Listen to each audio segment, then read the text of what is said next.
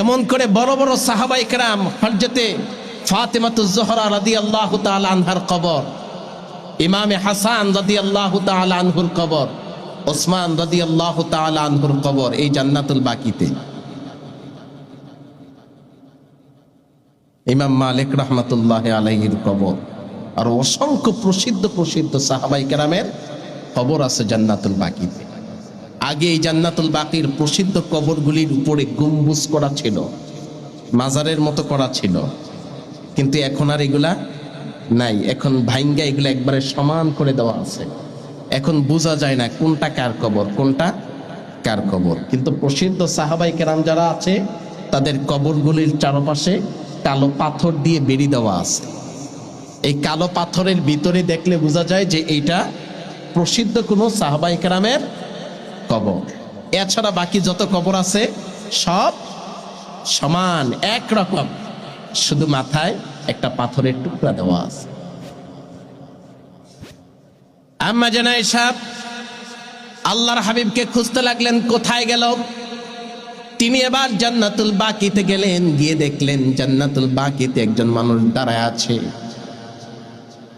তার আর বুঝতে বাকি রইল না তিনি আর কেউ নয়, আমাদের নবী মুহাম্মদুর রাসূলুল্লাহ সাল্লাল্লাহু আলাইহি ওয়াসাল্লাম।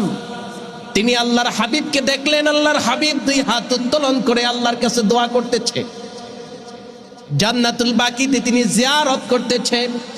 আল্লাহর হাবিব সাল্লাল্লাহু আলাইহি ওয়াসাল্লামের সঙ্গে তিনি শরীক হলেন। শরীক হয়ে আবার পিছনে আগে আগে মোনাজাত শেষ করে ঘরে চলে আসছে।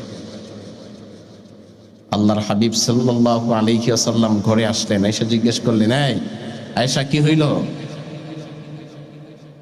তুমি একটু আগে দেখলাম আমার পিছনে পিছনে আসছো, আমার পিছনে দাঁড়ায় মোনাজাতে অংশগ্রহণ করছো, আবার রোমে আয়েশা আমার আগেই ঘুমায় গেছো। আম্মা জান আয়েশা হাসি দিয়ে উঠে গেছে, ইয়া রাসূলুল্লাহ, ইয়া হাবিবাল্লাহ। আল্লাহর হাবিব বলেন, তুমি কি মনে করছো যে আমি তোমার উপরে জুলুম করব? তোমার রাত আমি অন্য আরেকজন বিবির জন্য কুরবানি করে দিব? আরে না, আজকের রাত এটা কি তুমি জানো? আজকের কোন রাত? আজকের রাত হলো লাইলাতুন মিন নিসফি শাবান। এটা হলো ফজিলতপূর্ণ রাত। এই রাতে আল্লাহ প্রথম আসমানে আসেন, মাখলুকাতের মানুষদের নিকটবর্তী হন এবং ফজর পর্যন্ত বান্দাদেরকে ডাকতে থাকেন। আর এই রাতে আল্লাহ পাক বনু কলবের বকরির ভেড়ার গায়ে যেই পরিমাণ পশম থাকে ওই পরিমাণ বান্দাকে আল্লাহ রাব্বুল আলামিন ক্ষমার ঘোষণা করে দেন।